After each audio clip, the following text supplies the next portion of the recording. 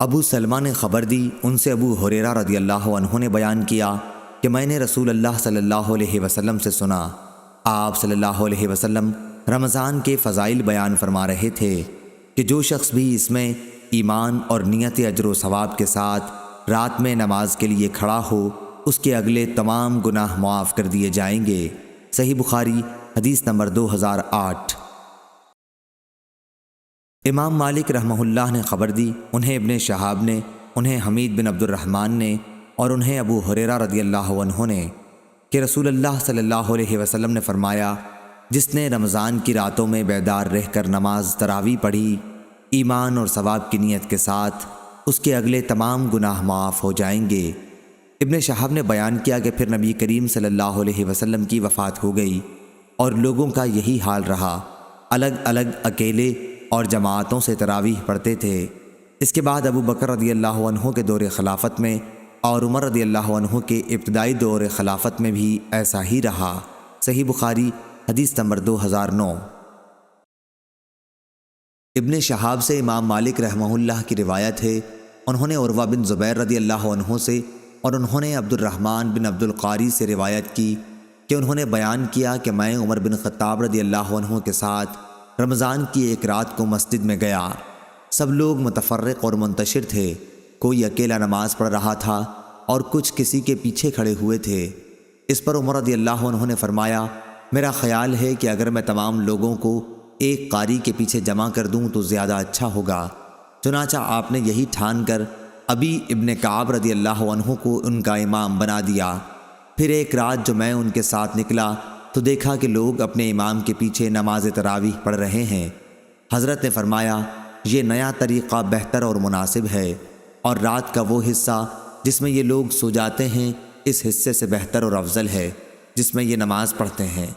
آپ کی مراد رات کے آخری حصے کی فضیلت سے تھی، کیونکہ لوگ یہ نماز رات کے شروع ہی میں پڑھ لیتے تھے۔ صحیح بخاری حدیث نمبر 2010۔ امام مالک نے بیان کیا، ان سے ابن شہاب نے، ان سے عروہ بن زبیر رضی اللہ عنہ نے اور ان سے نبی کریم صلی اللہ علیہ وسلم کی زوجہ مطہرہ حضرت عائشہ رضی اللہ عنہا نے کہ نبی کریم صلی اللہ علیہ وسلم نے ایک بار نماز تراویح پڑھی اور یہ رمضان میں ہوا تھا۔ صحیح بخاری حدیث نمبر 2011۔ عروہ نے خبر دی اور انہیں عائشہ رضی اللہ عنہا نے خبر دی کہ رسول اللہ صلی اللہ علیہ وسلم ایک مرتبہ رمضان کی نصف شب میں مسجد تشریف لے گئے اور وہاں تراویح کی نماز پڑھی۔ کچھ صحابہ رضی اللہ عنہم بھی آپ صلی اللہ علیہ وسلم کے ساتھ نماز میں شریک ہو گئے۔ صبح ہوئی تو انہوں نے اس کا چرچا کیا، چنانچہ دوسری رات میں لوگ پہلے سے بھی زیادہ جمع ہو گئے اور آپ صلی اللہ علیہ وسلم کے ساتھ نماز پڑھی۔ دوسری صبح کو اور زیادہ چرچا ہوا اور تیسری رات اس سے بھی زیادہ لوگ جمع ہو گئے۔ آپ نے اس رات بھی نماز پڑھی اور لوگوں نے آپ کی اقتدا کی۔ چوتھی رات کو یہ عالم تھا کہ مسجد میں نماز پڑھنے آنے والوں کے لیے جگہ بھی باقی نہیں رہی تھی، لیکن اس رات آپ صلی اللہ علیہ وسلم برآمد ہی نہیں ہوئے، بلکہ صبح کی نماز کے لیے باہر تشریف لائے۔ جب نماز پڑھ لی تو لوگوں کی طرف متوجہ ہو کر شہادت کے بعد فرمایا، اما بعد، تمہارے یہاں جمع ہونے کا مجھے علم تھا، لیکن مجھے خوف اس کا ہوا کہ کہیں یہ نماز تم پر فرض نہ کر دی جائے اور پھر تم اس کی ادائیگی سے عاجز ہو جاؤ۔ چنانچہ جب نبی کریم صلی اللہ علیہ وسلم کی وفات ہوئی تو یہی کیفیت قائم رہی۔ صحیح بخاری حدیث نمبر 2012۔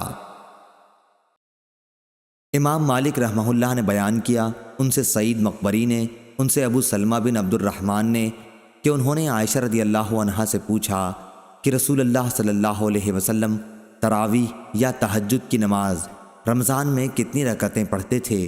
تو انہوں نے بتلایا کہ رمضان ہو یا کوئی اور مہینہ، آپ صلی اللہ علیہ وسلم 11 رکعتوں سے زیادہ نہیں پڑھتے تھے۔